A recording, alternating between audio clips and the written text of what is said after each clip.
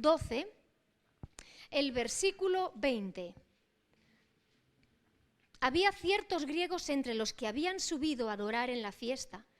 Estos pues se acercaron a Felipe, que era de Betsaida, de Galilea, y le rogaron diciendo: Señor, quisiéramos ver a Jesús.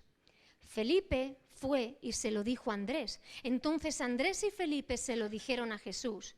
Jesús les respondió diciendo: ha llegado la hora para que el Hijo del Hombre sea glorificado. De cierto os digo, que si el grano de trigo no cae en la tierra y muere, queda solo. Pero si muere, lleva mucho fruto. El que ama su vida, la perderá.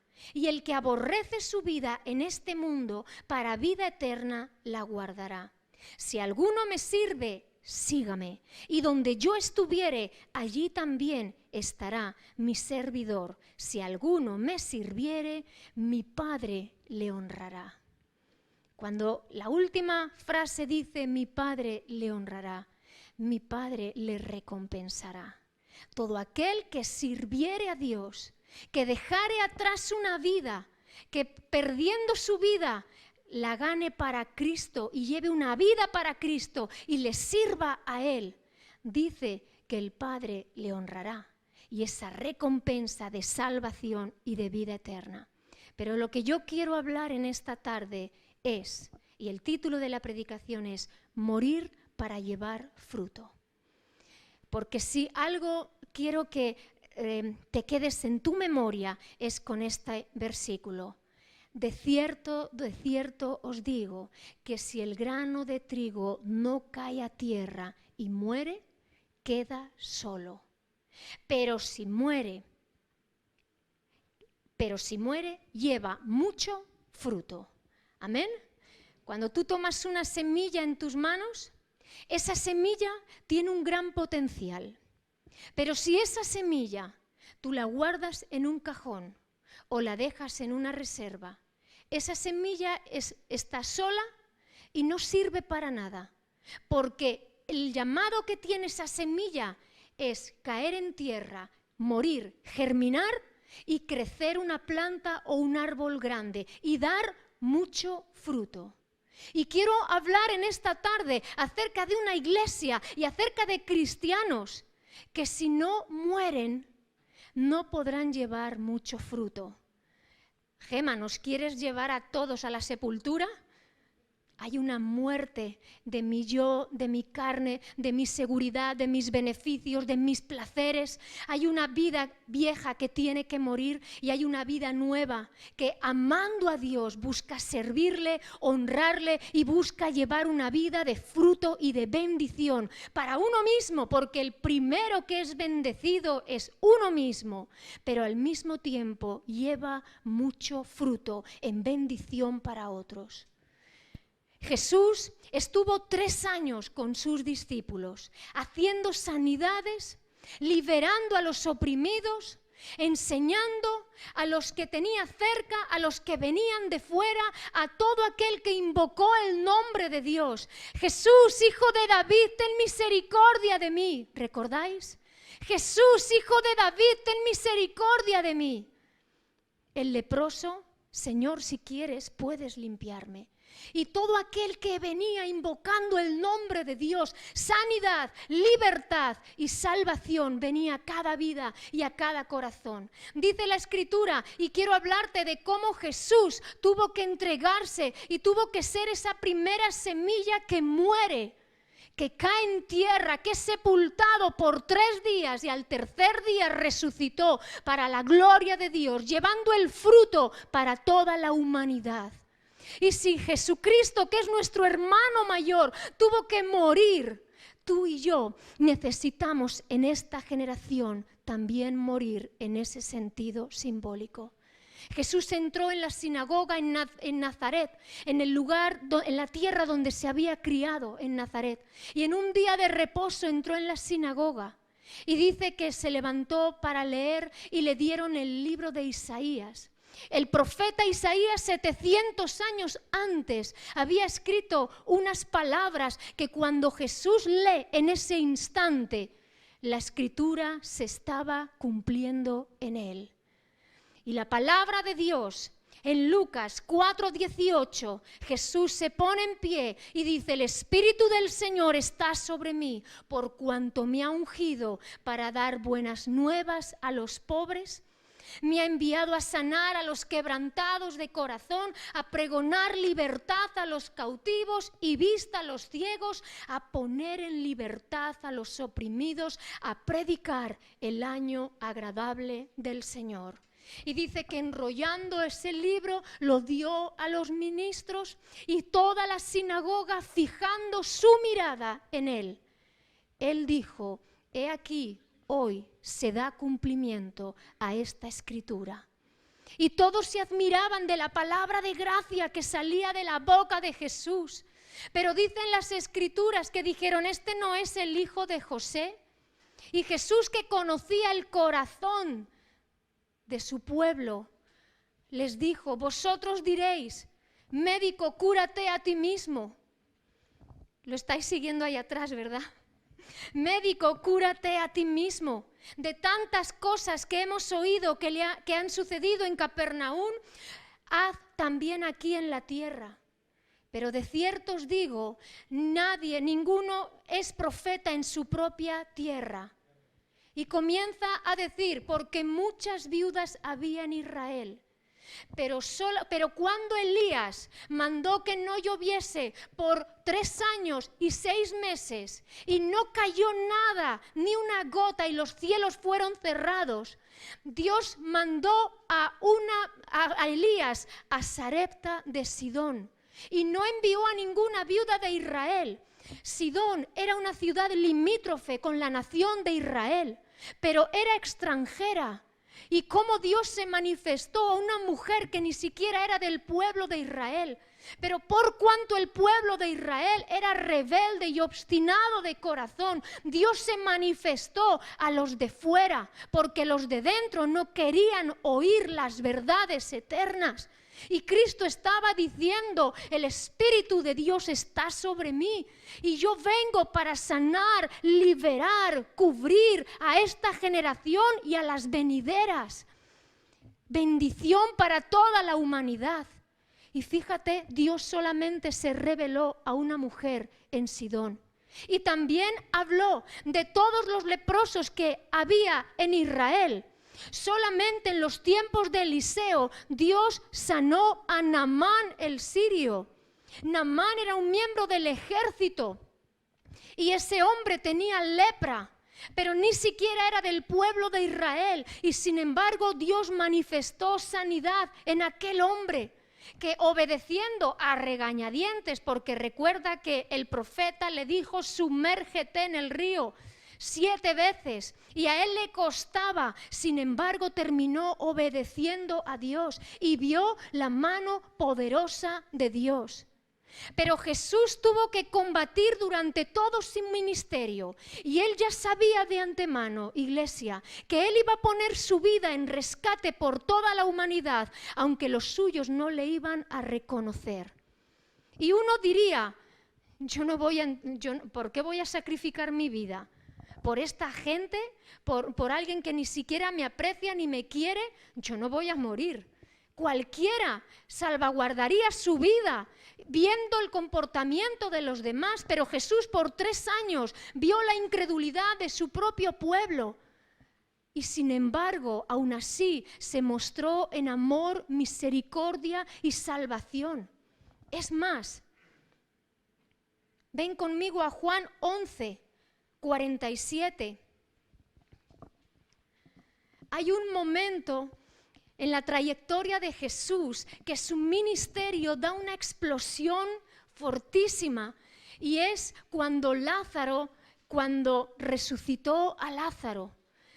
Toda la gente que había en el sepelio, que dice que acompañaba a María, esto está en Juan 11:45, 46, todos los que habían acompañado a María en el sepelio, dice la Escritura que viendo el poder de la resurrección de Cristo sobre la vida de Lázaro, creyeron. Pero dice que algunos, sin embargo, acudieron a los fariseos a chivarse y a decir, mira lo que Jesús está haciendo. Y dice la Escritura que se juntaron en la sinagoga los principales maestros y los fariseos. En el Sanedrín había dos grupos principales que eran los que lideraban el poder religioso de aquel tiempo. Un número uno eran los fariseos. Los fariseos eran, a mí dame lo que quieras, pero yo quiero la ley y el cumplimiento de la ley. Era el legalismo por el legalismo, sin mirar el espíritu que había detrás de la ley, el por qué Dios había dado los mandamientos a Moisés. Les daba lo mismo, lo que querían era el legalismo y cumplir la ley. Y había otro sector que eran los saduceos. Los saduceos les encantaba el poder y les daba igual cómo Roma les tuviera subyugados mientras no le quitaran su estatus político, social. Era gente aristocrática y rica. Mala combinación, religión y política. Muy mala combinación, iglesia. Y les daba igual perder porque Roma les tenía subyugados y Roma era una nación muy fiera y muy cruel, que cuando había algún atisbo de sedición, levantamiento, desorden social, rápidamente lo iban a aplacar con mucha crudeza. Y cuando ven los principales sacerdotes que la nación, que los judíos están siguiendo a Jesús, mira lo que sucede. Versículo 47, entonces los principales sacerdotes y los fariseos reunieron el concilio y dijeron, ¿qué haremos? Porque este hombre hace muchas señales. Si le dejamos así, todos creerán en él y vendrán los romanos y destruirán nuestro lugar santo y nuestra nación. Entonces Caifás, uno de ellos, sumo sacerdote aquel año, les dijo, vosotros no sabéis nada, ni pensáis que nos conviene que un hombre muera por el pueblo y no que toda la nación perezca. Esto no lo dijo por sí mismo, sino que como era el sumo sacerdote aquel año, profetizó que Jesús había de morir por la nación, y no solamente por la nación, sino también para congregar en uno a los hijos de Dios que estaban dispersos. Así que desde aquel día acordaron matarle. Aquel grupo, iglesia, y el Sanedrín dijeron, ¿qué vamos a dejar? Que Jesús siga haciendo su obra. Si Roma se da cuenta que el pueblo judío está siendo movido, tocado, van a querer quitar nuestro lugar santo, nuestro estatus político, social, se ve peligrar, así que matemos a este hombre antes de que toda la nación muera. Y dice que Caifás, que era el sumo sacerdote, iglesia, se entendía que el sumo sacerdote era el representante de Dios, era el más cercano a Dios, como lo había sido Moisés, como lo había sido Josué, y pensaban que su voz era directamente la voz de Dios. Y dijeron, no sabéis, matemos a Jesús para que no terminen con todos nosotros. Y lo que en un sentido cruel y carnal Caifás quiso hacer, no sabía que estaba declarando proféticamente lo que Jesús iba a hacer, que no solamente iba a traer salvación a su nación, sino a todos los congregados en todas las naciones de la tierra, a todos los hijos de Dios iba a traer salvación, a todo aquel que creyera en él. Y desde ese momento ya procuraban matarle. Jesús tenía que convivir continuamente con la enseñanza, la liberación, la sanidad, trayendo favor al pueblo, aun sabiendo de todo lo que le iba a esperar, aun a sabiendas de que ese grano de trigo iba a caer en tierra, iba a morir. Mas cuando ese grano de trigo cae a tierra, hay mucho fruto y gran salvación para toda la humanidad. Iglesia, es tiempo de que tú y yo sepamos y seamos conscientes y digamos, ¿estamos dispuestos a morir para que en mi vida haya mucho fruto de parte de Dios? El mismo Pedro, después de confesar la deidad de Jesús y decir, tú eres el Cristo, el Hijo del Dios viviente, Cuando Jesús dice, es necesario que el Hijo del Hombre sufra y padezca por los principales sacerdotes, dice que Pedro le toma aparte y le dice, no, no te acontezca esto, maestro. Señor, no te acontezca esto. Mira, escabúllete, puedes apartarte. Y lo que estaba intentando era quitar a Jesús de los planes que tenía para toda la humanidad, iglesia. Es el aire acondicionado, no pasa nada. Estaba intentando, y Jesús dice que le mira y le dice, apártate de mí, Satanás, porque me eres tropiezo. Jesús sabía que tenía que cumplir con lo que Dios le había llamado a hacer. Y sabía que su vida tenía que ser expuesta en la cruz del Calvario. Y Jesús mismo dijo, apártate de mí, Satanás. Me eres tropiezo para la obra que yo tengo que cumplir de parte de Dios. Mirarse a uno mismo, iglesia, al final no te lleva salvo a mirarte a ti, a tus necesidades, a tu yo, a tu propia salvación. Dice el versículo 24, porque Jesús habla y dice, si alguno quiere venir en pos de mí, niéguese a sí mismo, tome su cruz y sígame. Porque todo el que quiera salvar su vida la perderá, y todo el que pierda su vida por causa de mí la hallará. ¿Qué aprovechará al hombre si ganare todo el mundo y perdiere su alma? ¿O qué recompensa dará el hombre por su alma? Porque el Hijo del Hombre vendrá en la gloria de su Padre con sus ángeles y entonces pagará a cada uno conforme a sus obras. De cierto os digo que hay algunos de los que están aquí que no gustarán la muerte hasta que hayan visto al Hijo del Hombre viniendo en su reino. Si alguno quiere venir en pos de mí, niéguese a sí mismo, tome su cruz y sígame. ¿Hay alguien que ha creído en Cristo? ¿Hay alguien que ha reconocido su obra? ¿Hay alguien que entiende que tras de la cruz hay una vida de salvación, hay una vida de servicio a Dios? Pero la palabra dice, el que quiera ganar su vida la va a perder. Y el que pierda su vida por causa de mí la hallará. ¿Qué es perder su propia vida? ¿Nos manda el Señor a que nos quitemos la vida? Lo que el Señor nos manda es que no miremos nuestro yo, nuestro beneficio, nuestros resultados, sino que le miremos a Él, que le busquemos a Él con todo nuestro corazón, iglesia. ¿Cuánto estamos dispuestos a dar por la causa del reino? Si el grano de trigo no cae a tierra y muere, no llevará fruto. Pero si muere, llevará mucho, mucho fruto. Y vivimos en medio de una sociedad que se mira solamente a sí misma, que busca solamente su nivel de autosatisfacción, qué es beneficioso para mí, qué es lo bueno para mí, qué es lo que a mí me va a ayudar, me va a hacer feliz.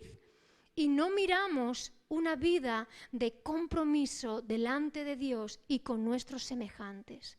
Aún ese espíritu a veces también entra en la iglesia, ese mismo espíritu que hay en medio de una sociedad que ni se compromete con nadie, ni se entrega a nadie.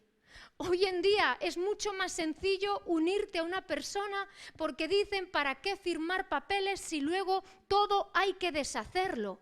Ni siquiera te has unido y ya estás pensando en que se va a deshacer. Ni hay compromiso, iglesia, ni hay entrega. No se compromete y no hay ningún tipo de entrega. Hoy en día hay parte de la sociedad que dice, ¿para qué voy a tener hijos? Me van a coartar mi libertad, no voy a poder seguir llevando la vida que a mí me gusta llevar. Si tú te das cuenta, todo está enfocado en la autosatisfacción del hombre, en el egocentrismo del hombre, en qué me viene a mí bien, qué me hace a mí feliz, qué es lo que yo quiero, y nadie piensa en nadie, iglesia. Hay una falta de lealtad Hay una falta de fidelidad en medio de esta generación, que nadie quiere comprometerse y nadie quiere entregarse a nadie.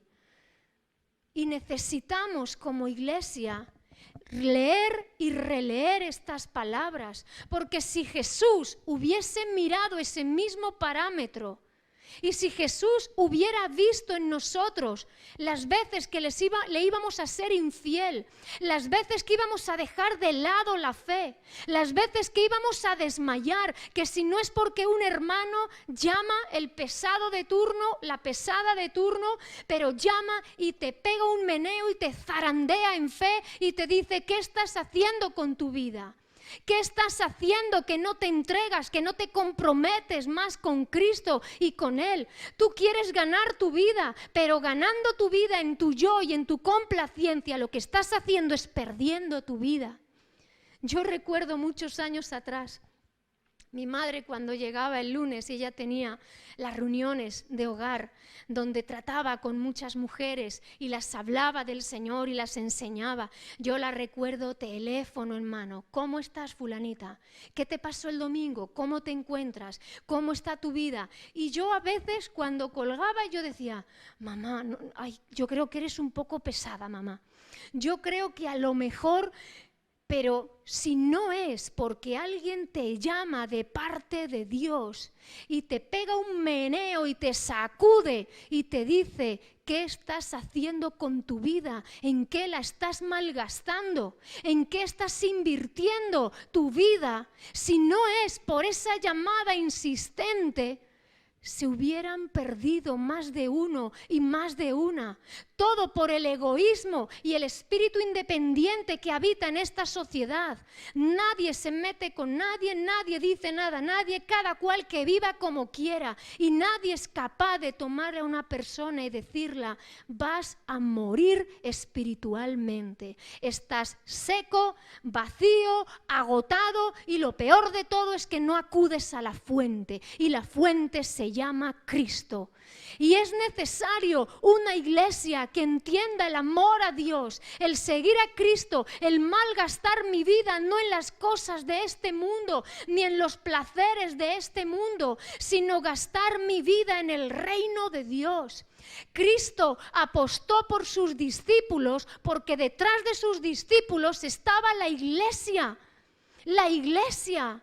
Y en Nuevo Testamento, aunque se habla de los discípulos de Jesús y de cómo Dios toma a Pablo, de cómo Dios toma a Juan, la mayoría de la gente que coge una Biblia se fija en el personaje, pero no se está fijando en lo que hay detrás de esta palabra, y es la iglesia de Cristo. Y somos tú y somos yo. No el pastor que haga todo. Mira, la pastora canta, la pastora predica, la pastora preside. Yo tengo ganas algún día de que haya alguien fuerte, valiente, con el Espíritu Santo y ungido, que también diga, sirvamos al Señor. Vamos, estemos aquí jóvenes, jóvenes. Hubo alguien que en mi juventud, alguien nos dio la oportunidad. Un primo mío enseñó 4 acordes de bajo a mi hermana y en 2 domingos ya estaba en la alabanza. Venga, venga. Adultos enseñan a jóvenes, gente experimentada en el Señor y madura en el Señor, va guiando y va enseñando a otros. Pero si tú dejas que tus hijos vayan, salgan, se diviertan con los de afuera y no ven la riqueza que hay dentro, y no ven la riqueza de servir a Dios, de buscar a Dios, de ayudar a otros, porque yo he sido siempre feliz ayudando a otros y viendo que esa ayuda tiene su fruto.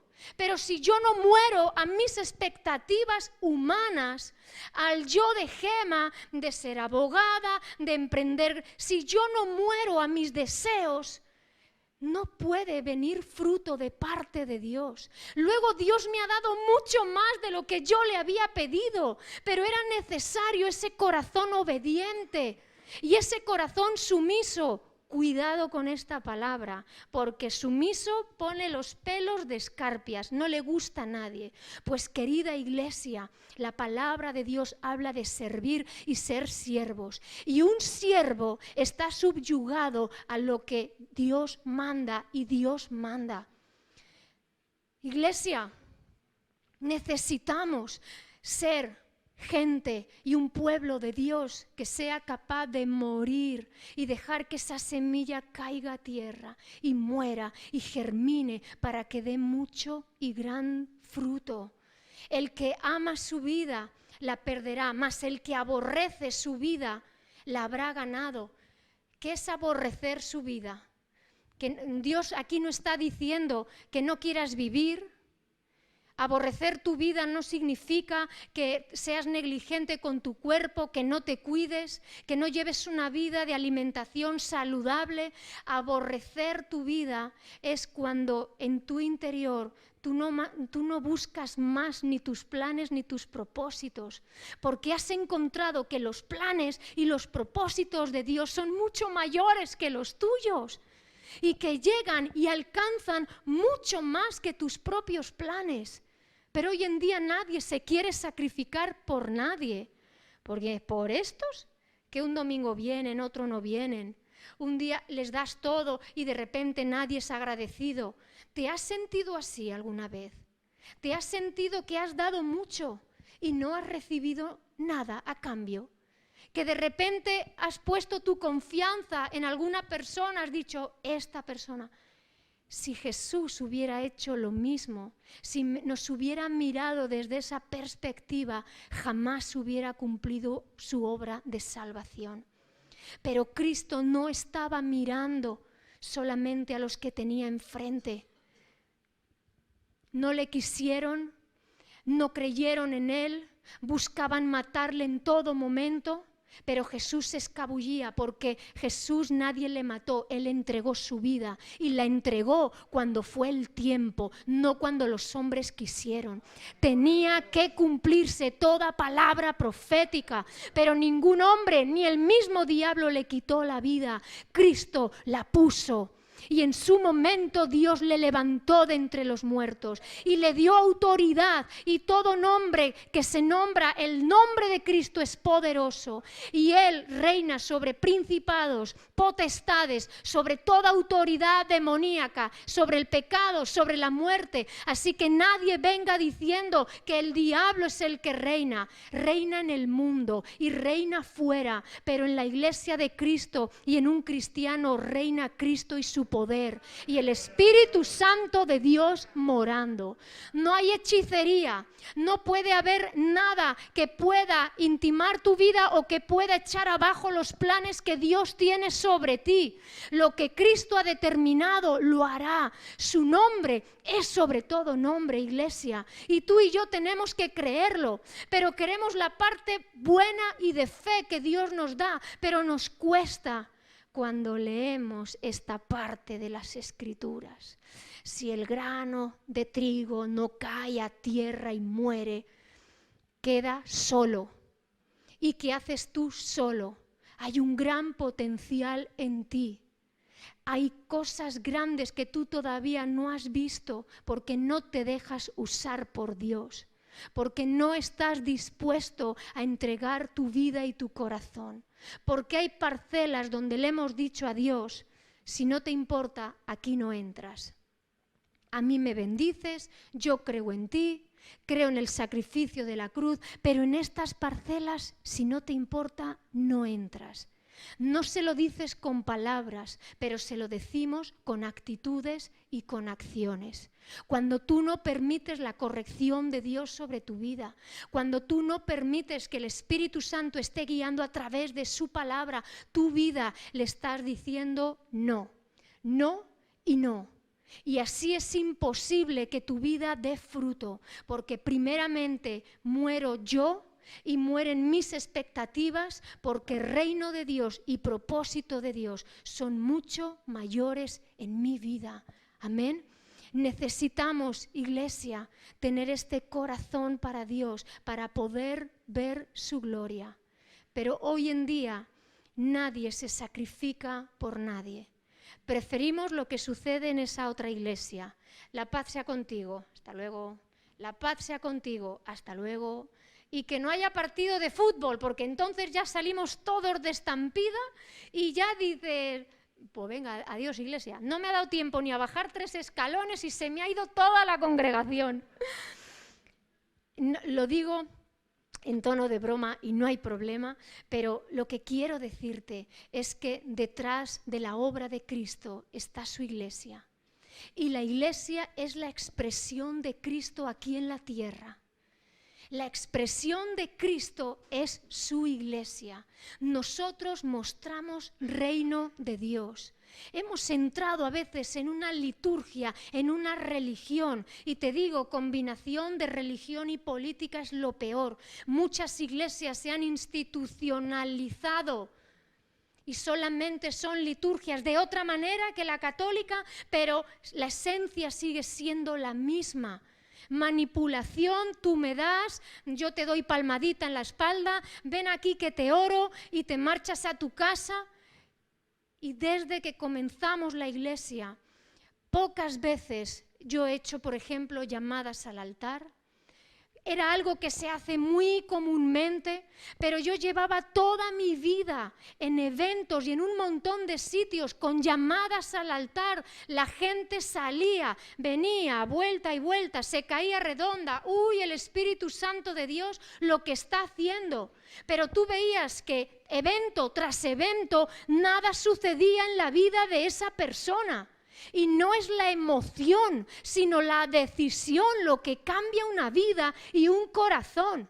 A mí no me tienes que mostrar que amas a Dios, se lo tienes que demostrar a Él cada día con tu decisión de morir a ti mismo y seguir caminando en una vida de fe y tomar decisiones.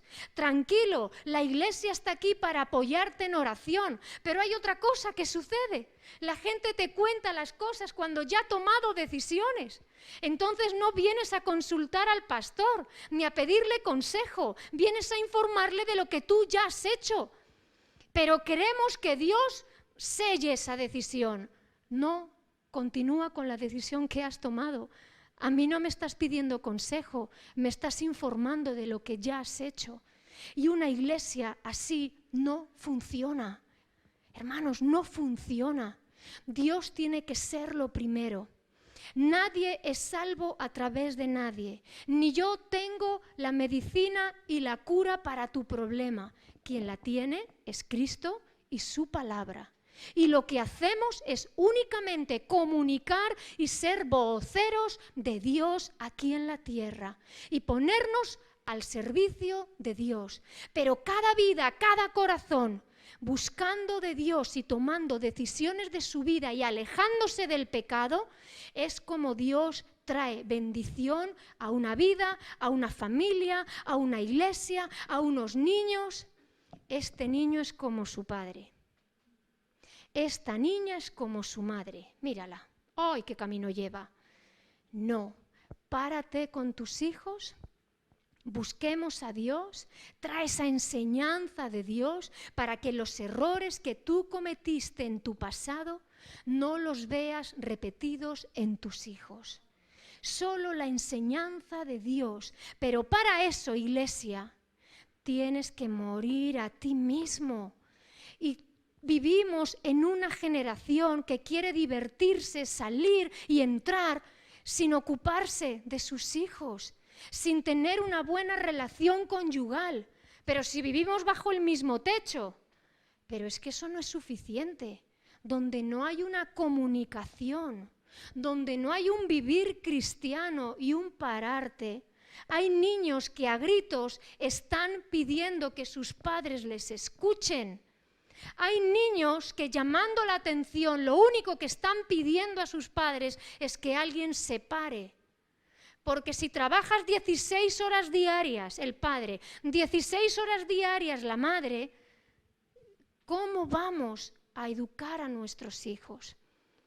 Y no quiero entrar en más temas, pero la raíz de todo proviene de lo mismo, en que si yo no muero a mí mismo y me dejo llevar por Dios, no llevaré fruto.